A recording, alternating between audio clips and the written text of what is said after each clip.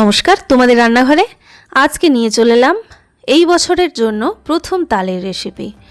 তো এই তালের রেসিপিগুলো ভীষণ মজার, দেখেই বুঝতে পারছেন। বানাতেও যেমন মজা লাগবে, খেতেও কিন্তু ততটাই মজার। বাইরেটা ক্রিস্পি আর ভেতরটা নরম। সেই সঙ্গে চাইলে আপনি 3 থেকে 4 দিন ফ্রিজের বাইরেই রেখে খেতেও পারবেন, একদম নষ্ট হবে না। তো এর জন্য লাগছে অবশ্যই তালের পাল্প। তালের পাল্প কিভাবে বের করতে হয় তাল থেকে সেটা আমি আজকে আপনাদের দেখাচ্ছি না।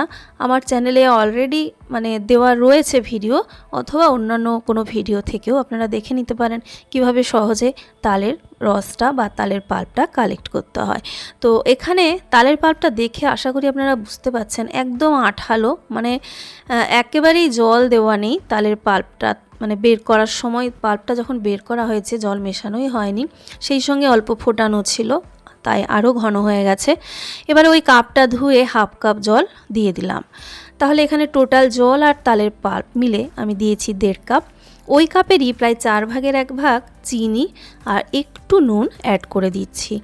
চিনিটা তাল কীরকম মিষ্টি সেই অনুযায়ী কম বেশি হতে পারে, আর সেই সঙ্গে আরও একটা জিনিস, আপনি কতটা মিষ্টি পছন্দ করেন সেই অনুযায়ী কম বেশি করে নেবেন। এবারে এখানে কিছু গোটা মৌরি দিয়ে দিলাম। এবারে নাড়াচাড়া করে চিনিটা গলে যাওয়া পর্যন্ত এটাকে রান্না করব। 1.5 থেকে 2 মিনিট ফ্লেম বাড়িয়ে রেখে নাড়াচাড়া করে নেবেন। তাহলেই দেখবেন একটা পাতলা ব্যাটার তালের তৈরি হয়ে যাচ্ছে। আর এই গোটা মৌরিটা অবশ্যই দেওয়ার চেষ্টা করবেন। এটা যখন খাওয়ার সময়, পিঠেটা খাওয়ার সময় মুখে লাগে, এর টেস্ট কিন্তু অনেক গুণ বেড়ে যায়, পিঠেটার টেস্ট। এবার এর মধ্যে মিহিদানার সুজি অ্যাড করছি 2 টেবিল চামচ মতো। আর ওই কাপের মাপে বললে মোটামুটি ওই কাপের 4 ভাগের 1 ভাগ বা তার থেকেও কম হচ্ছে অল্প। সুজিটা এখানে বেশি অ্যাড করা যাবে না। আর আমি খুব কম পরিমাণেই বানাচ্ছি। আপনি যদি বেশি পরিমাণে বানান সেক্ষেত্রে সব উপকরণগুলো সমানভাবে বাড়িয়ে নেবেন। সুজিটা দিয়ে 1 থেকে 1.5 মিনিট নাড়াচাড়া করেছি। এবার ওই কাপটা দিয়েই প্রায় 4 ভাগের 3 ভাগ এখানে আমি আটা দিয়ে দিলাম, হাফ কাপের থেকে একটু বেশি পরিমাণে। আরও আটা একটু লাগতে পারে, কিন্তু প্রথমে সেটা দেবেন না, কারণ কতটা পাতলা রয়েছে তালের এই ব্যাটারটা তার উপরে নির্ভর করবে। ম্যাক্সিমাম এখানে কিন্তু 1 কাপ আটা লাগবে। তো এখানে প্রথমে আমি 1 কাপের থেকে একটু কম পরিমাণে দিয়েছি। যদি মনে হয় সব মিশিয়ে নেওয়ার পরে যে নরম রয়েছে, এই সময় গ্যাসটা একদম কমিয়ে রাখবেন। তাহলে আবার অল্প একটু, যদি মনে হয় যে নরম রয়েছে, তাহলে অল্প একটু আটা দিয়ে মিশিয়ে নিতে হবে। আর দেখুন একদম কড়াইতে লেগে যাচ্ছে, এরকম অবস্থায় এলে গ্যাসটা বন্ধ করে ভালো করে একটু মিশিয়ে নাড়াচাড়া করে নিতে হবে। এবারে একটু চেক করে নেবেন যে এই ডোটা মোটামুটি ঠিক তৈরি হলো কি না, বা এর মধ্যে আরও খুব বেশি পরিমাণ আটা লাগবে কি না। একটু হাতে নিয়ে দেখলেই, গরম অবস্থায় যদিও দেখাটা একটু অসুবিধে, তবুও একটু এইভাবে দেখে নেবেন যে এটাকে একটু শেপ দেওয়া যাচ্ছে কি না। দেখুন হাতে করে এইভাবে ঘোরালে, খুবই গরম রয়েছে, আমার হাত দিতে খুবই অসুবিধে হচ্ছে। তো এই রকম যদি দেখেন করা যাচ্ছে, তার বুঝবেন এটা ঠিকঠাক তৈরি হয়ে গেছে। এবার একটা আলাদা প্লেটে নামিয়ে নিচ্ছি। এটাকে একটু ঠান্ডা করে ফাইনাল ডোটা তৈরি করতে হবে। কিন্তু যদি মনে হয় যে আরও নরম রয়েছে, অল্প আটা মেশাতে হতে পারে, তাহলে কিন্তু গরম থাকতে থাকতেই আপনাকে সেটা মিশিয়ে ফেলতে হবে। তো অল্প আরও একটু আটা এখানে লাগলো।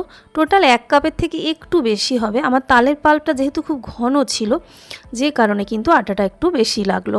তো এবারে মোটামুটি এটা এরকম একটা ডো তৈরি করতে হবে। দেখুন খুব বেশি নরম যেন না হয়। খুব নরম হলে প্রচুর পরিমাণে তেল টানবে রেসিপি, খাওয়ার সময় ভাল লাগবে না। কিন্তু যেরকম আমি ঠিক আপনাদের ডোয়ের ইয়েটা দেখাচ্ছি, এরকম যদি তৈরি করেন একদম তেল উঠে আসবে না। আপনি 1 ঝুড়ি পিঠে রেডি করে নিলেও কড়াইয়ের তেল কিন্তু প্রায় একই রকম থাকবে। এবার এটাকে নর্মাল রুটি যেরকম বেলা হয় তার থেকে একটু থিকনেসটা বেশি রেখে, সেই রকম তার থেকে একটু বেশি থিকনেসটা রেখে বেলে নিতে হবে।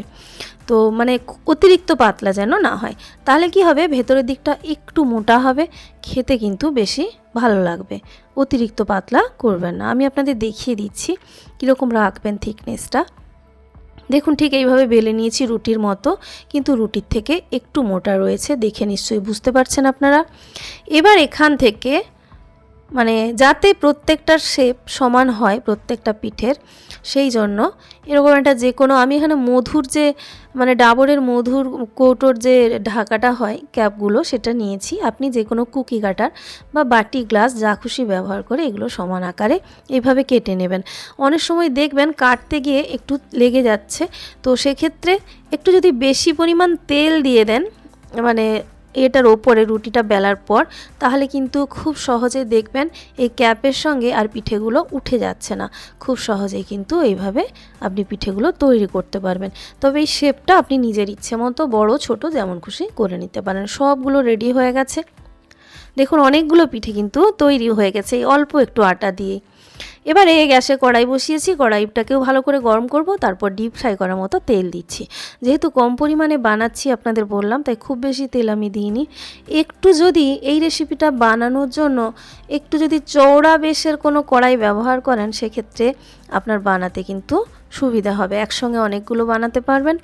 আর এই রেসিপি ভীষণ কম তেল টানে। তেল গরম হয়েছে কিনা চেক করার জন্য আমি একটা দিয়ে দিয়েছি এখানে, তেলটা গরম কমই হয়েছিল।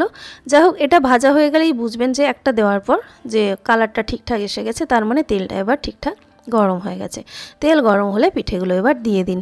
কড়াইয়ের সাইজ অনুযায়ী বা কীরকম পরিমাণ তেল দিয়েছেন সেই অনুযায়ী দিয়ে দিতে হবে 8টা 10টা করে, যেরকম মনে হবে আপনার। বড় হলে একসঙ্গে কিন্তু ছোট ছোট সাইজের বানিয়েছি যেহেতু, অনায়াসে 15টা 16টা করে তৈরি করে নেওয়া যাবে। এখানে মোটামুটি 8-10টা করে আমি মানে ছোট্ট কড়াই যেহেতু ভেজে নিচ্ছি। আর দেখতেই পেলেন পুরো ফুচকার মতো ফুলছে পিঠেগুলো, মানে বানাতে এত মজা লাগবে আপনার। আর এই যে তেল ভীষণ কম পরিমাণে উঠে আসে এই রেসিপিটাতে, মানে যেখানে আপনার তালের বড়া টড়াই প্রচুর পরিমাণে তেল লাগে, তো তালের লুচি এমনি বানিয়ে দেখবেন তাতেও তেল লাগে প্রচুর, কিন্তু অদ্ভুতভাবে এখানে কিন্তু তেল একদম কম উঠে আসবে। তো প্রত্যেকটা এখানে মোটামুটি ভাজবেন, সবগুলো একই রকম একদম ফুচকার মতো ফুলবে।